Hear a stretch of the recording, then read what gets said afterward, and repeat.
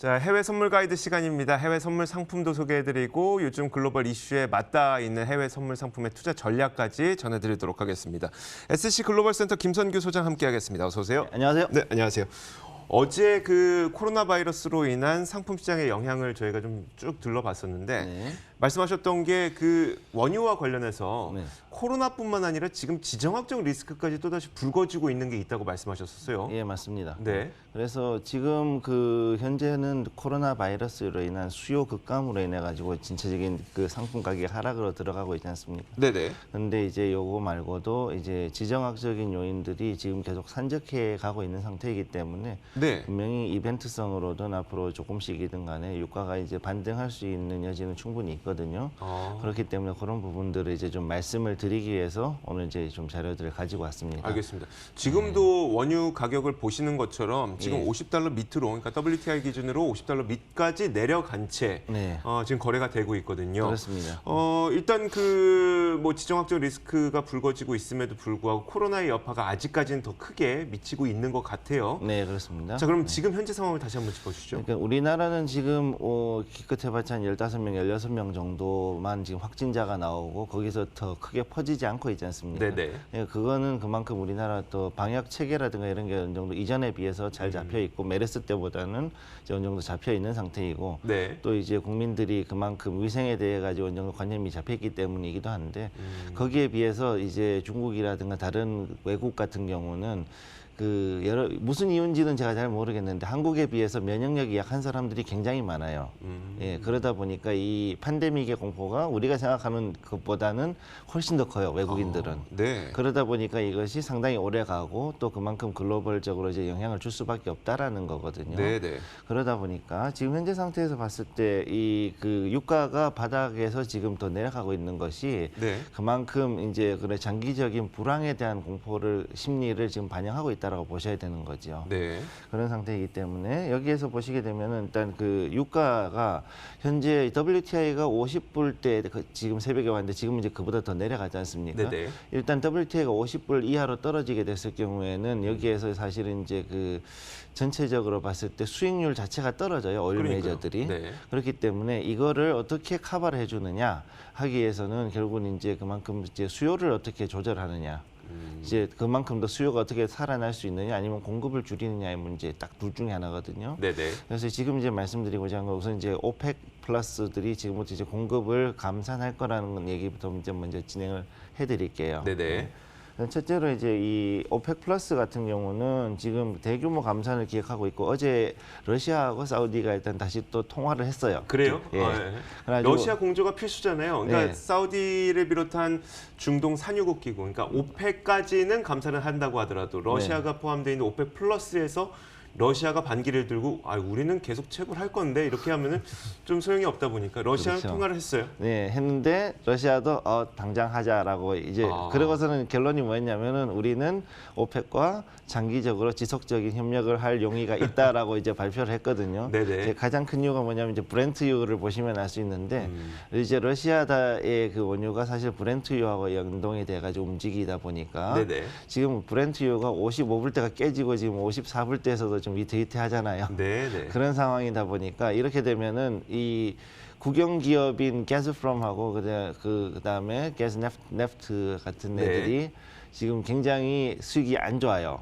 왜 그러냐면은 지금 작년에 송유관 사고 한 번 있었지 않습니까? 네네. 그 송유관 오염 사고로 인해 가지고 한 2달 정도 송유관 청소하느라고 여기에서 러시아에서 유럽으로 기름을 보내지를 못했단 말이죠. 네네. 그랬을 때 그 당시에 수익이 75%가 줄어들었었어요. 그래가지고 작년에 실적이 좀 안 좋아졌었는데 거기에 네. 엎친 데 덮친 격으로 지금 이 코로나 바이러스까지 나오면서 실제로 이 브렌트유가 한 65불에서 75불 박스권을 유지하고 있던 것이 지금 거의 20% 정도 떨어져가지고 네. 50에서 55불 때 거의 지금 옛날 WTI급으로 지금 가 있다는 거죠. 네네.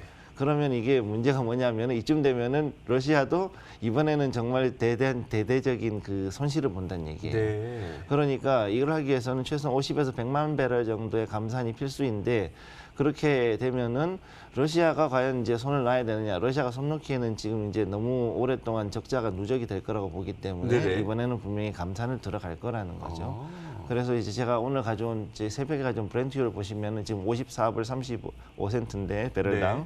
지금 $55 박스대가 완전히 깨졌잖아요. 네.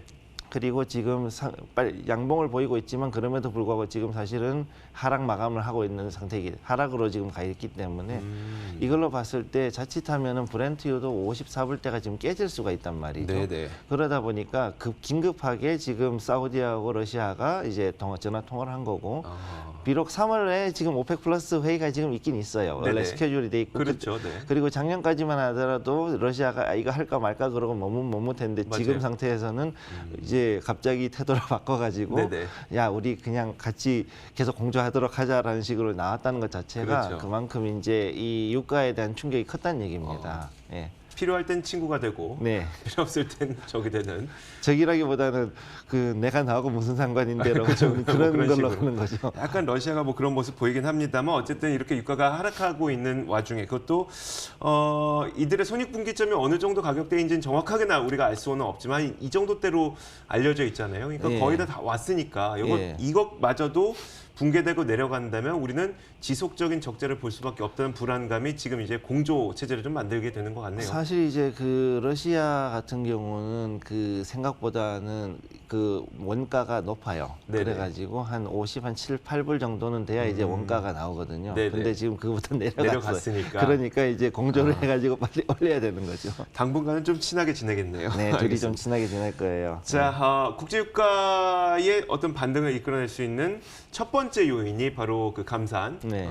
감산 확대가 좀 될 것 같고 두 번째 요인이 지정학적 리스크라고 말씀하셨어요. 어떤 요인이 지금 불거지고 있는 건가요? 지정학적으로? 다양한 종류가 있는데 일단은 표를 일단 만들어 가져온 게 있는데 네네. 표를 한번 보시게 되면 크게 세 나라거든요. 이란, 이라크, 그 다음에 이제 리비아고요. 네. 그 다음에 여기에 잠깐 곱사리로 끼울 수 있는 게 여긴 나오지 않았지만 시리아 정도가 될 수 있어요. 근데 네. 이란이 제일 큰 문제가 되는데 일단 시아파 무장 단체들 그러니까 이라크에 있는 무장 단체, 그다음 시리아에 있는 그 시아파 애들, 네. 그다음에 이제 그 팔레스타인의 히즈볼라나 하마스 같은 이런 시아파 무장 단체들이 움직인다는 게 제일 골치 아프고, 네. 그다음 지금 호르무즈 해협 봉쇄에 대한 위협이 있고, 그다음에 이 석유를 지금 원유 수출에 대해 제재를 받고 있는데 이걸 밀 수출하는 거에 대해서 미국과 신경전이 분명히 벌어질 거란 거죠. 네네. 그다음에 또 핵 프로그램의 재개에 대한 위협도 있고, 이게 가장 큰 이슈가 될 거라고 봐요, 올해는. 그다음 이라크 같은 경우는 지금 10월에 이후에 계속 정권하고 전체적으로 사회가 불안한 상태였는데 네. 얼마 전에 이제 그 총리가 교체가 됐어요. 그 솔레이마니가 죽고 난 다음에 지금 이제 타우픽 알왈리라는 사람으로 이제 바뀌었는데 네네. 알라위로 바뀌었는데, 근데 이 사람들이 또 시아파들의 마음에 들지 않는 사람이었거든요. 네. 그래서 원래는 이런 사람들이 솔레이마니가 살아있을 때 이런 사람들이 원래 정권을 잡을 수가 없었는데 그렇죠. 솔레이마니가 죽고 나서 다시 이 사람이 잡고 나니까 역시 시아파에 있던 사람들이 그리고 그게 있던 무장단체들이 여기에 대해서 반란을 일으켜가지고 반기를 들고 계속 지금 그 뭐라 그럴까 내부가 되게 시끄러워요. 네네. 그리고 거기에다가 또 이제 터키가 시리아 쪽에 개입을 이렇게 하면서 터키가 시리아에 개입을 하면은 결국 이제 이라크 북부 쪽에 국경지대와 그렇죠. 연결이 돼 있다 보니까 네네. 그러면 그쪽에 유전지대가 또 그만큼 흔들리는 거거든요. 네네. 그럼 그에 따른 지정학적 리스크가 있고 또 이제 거기에 따라서 또 쿠르드족도 역시 같이 걸리겠죠. 그래서 이 세 가지가 이제 좀 걸리고 있고 그 두 번째. 그다음 세 번째가 이제 리비아인데 리비아는 지금 내전이 지속이 되고 있고 그다음에 거기에 맞춰가지고 러시아하고 중국 그다음에 일부는 북한제 무기들이 이제 지속적으로 리비아로 밀수입이 되고 있는 상태예요. 네네. 그러다 보니까 이것도 역시 이제 유럽 쪽에 브렌트유를 흔들 수가 있는데 동부 유전 쪽이 지금 또 대규모 감산이 들어가가지고 네. 아시겠지만 장관호까지 풀질 않고 있거든요. 아. 그래서 50만 배럴 이하로 생산을 하다 보니까 이게 지금 역시 또 브렌트유를 조금씩 올릴 수 있는 그런 요인으로 작용을 하고 있습니다. 네. 예, 일단 좀 길게 말씀을 드렸는데 이제 표론 이렇게 돼 있고, 근데 여기서 제가 주목하고 있는 건 뭐냐면 저는 그러니까요. 일단 이란이 생각보다 드론 기술이 좋아가지고 분명히 네. 드론을 이용한 테러가 분명히 발생을 할 거라고 보는 거죠. 네. 제가 이제 사진을 몇 개 가져온 게 있는데 이런 미사일형도 있지만은 네. 요 다음에 나오는 것들이 좀 더 무서운데 요거는 이제 특히 주목을 하셔야 될 게 요게 RQ-170이라는 미국의 락히드 마틴에서 만든 네. 그거를 스텔스기 혹시 그건가요? 그 스텔스 드론이거든요. 네네. 그거가 한번 추락한 적이 있어요, 이란에. 근데 얘들이 이란이 그걸 뺏겨가지고 만드는 거예요. 복제해서 네네. 만드는 거라고 봐야 되거든요. 그래서 이런 기계들도 있고 그다음 또 보시게 되면은 또 역시 다른 미사일형 이런 드론들이 나오기 때문에 우리가 생각했던 거 이상으로 이 이란의 드론 기술이 좋고 또 이게 또 북한이라든가 지금 중국으로도 많이 넘어가 있단 말이죠. 네네. 그래서 이거를 봤을 때는 이슬람 혁명 수비대들이 이걸 가지고 지역적인 테러라든가 군사 행동을 일으킬 확률이 충분하고 또 작년 같은 그런 아람코 시설 공격 같은 이런 게 또 다시 일어날 확률이 있다라는 거죠. 네. 또 이거를 그냥 걔들이 쓰지 않고 후티방 하우디라든가 이런 애들한테 네네. 그냥 넘겨주거나 아니면 히즈볼라한테 넘겨주면은 이거 가지고 뭐 예루살렘 아니라 이스라엘 쪽에 있는 어떤 그 군 기지 공격이라든가 이런 네네. 데도 쓸 수 있다 보니까 이것도 역시 지정학적으로는 상당히 좀 복잡한 요인이 될 수가 있겠죠. 알겠습니다. 자, 이런 여러 가지 지정학적 요인들이 좀 불거지고 있는 가운데 이번 주에 오펙 플러스 그 기술적 회담이라고 부르죠. 우리가 네. 오펙 플러스 회담이 열리기 때문에 여기서 감산 확대를 하게 된다면 추가 그 이제 하락분이 좀 멈춰 설 수 있는 네. 그런 계기가 될 수 있다는 얘기네요. 네, 기술회의는 이제 이번 주에 열릴 거고 다음 이제 3월이 되면 이제 감산에 대해서 다시 합의를 할 거라는 네네. 얘기죠. 그럼 왜냐하면 3월이 되면은 감산 기간이 이제 거의 완료가 되는 시점이거든요. 네네. 그럼 여기에서 이제 더 할 거냐 아니냐에 대해서 얘기를 하는데 지금 러시아는 지금 이번에 굉장히 긍정적으로 나왔단 말이에요. 호의적으로? 네. 그랬을 때 이번에 감사는 결국은 계속 진행이 될 거라는 거죠. 네, 알겠습니다. 그 혹시 이번 유가와 관련해서 최근 그 엑슨모빌이 실적을 발표하지 않았습니까? 네, 이 그렇습니다. 실적과의 좀 의미도 있을까요? 그것도 좀 있는데 사실 이 엑슨모빌 같은 경우는 지금 현재 그 뭐라 그럴까 좀 혼조세라고 봐야 되거든요. 네네. 그래서 일단은 매출은 늘었는데 거기에 비해서 이 순이익이 좀 줄었어요. 네. 그래서 컨센서스하고 실제하고 보시게 되면은 매출은 좀 늘어났는데 거기에 대해서 이제 실제로 이제 EPS가 좀 줄어든 걸 보실 수 있잖아요. 네. 이 매출이 줄어든 게 사실은 이 늘어난 게 왜 네. 그러냐면 사실 이제 북해산 그 북해에 있는 그 노르웨이 유전 쪽에 있는 채굴 자산을 매각을 했습니다. 그래서 사실 이제 그게 자산이 좀 늘어났기 때문에 그래서 그런 건데 네네. 거기 한 37억 불 정도 돼요. 그게 좀 늘어났고 근데 거기에 비했을 때 이제 4분기에 이번 수익률이 5% 정도 하락을 했고 그다음에 전체 순수익이 또 그만큼 많이 줄어들었어요. 작년에 비해 가지고. 네네. 그래서 한 31% 정도가 줄어들었는데 작년에 208억 달러 정도의 순이익을 봤었는데 올해 지금 143억 달러로 확 줄어 있는 거죠. 네. 이게 한 31% 정도가 줄어들어서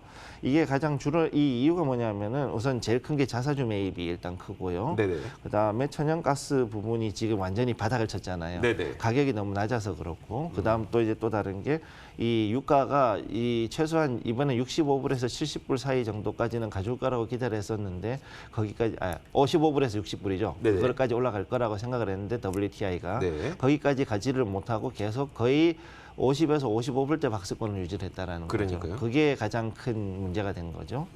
그래서 특히 또 문제가 되는 게 뭐냐면 이 부진은 앞으로 한 2021년까지 즉 내년까지는 좀 유지가 될 걸로 보이는데 네. 이 페른 분지 쉽게 얘기해서 셰일가스를 파고 있는 그 유전에서는 네. 이제 그 셰일 업체들이 중소업체들이니까 얘네들 인수합병하는데 네. 쉐브론하고 엑슨모빌이 둘이 2대1로 해가지고 거의 경쟁적으로 들어갈 확률이 커요. 네네. 그러다 보니까 여기에 대해서 실탄을 준비하고 있다는 의미로 봐야 되기 때문에 그러면은 최소한 2021년까지 이 뭐라 그럴까 올 메이저들로 셰일이 손바뀜을 하는 과정에서 네. 인수합병 비용이 자꾸 들어가면은 결국은 이제 수익은 줄어들 수밖에 없겠죠. 네, 알겠습니다. 기업적으로도 저희가 의미를 좀 찾아봤고요.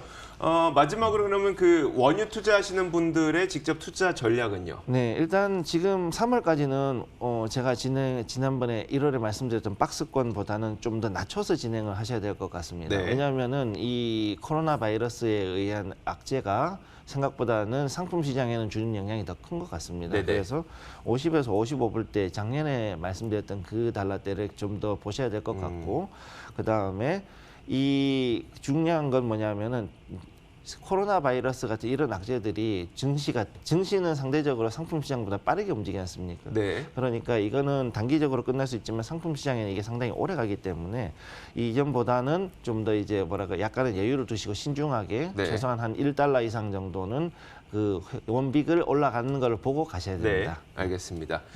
자, 굿모닝 530 글로벌 1부 여기서 인사드리겠습니다. 잠시 후에 2부에서 돌아오도록 하겠습니다.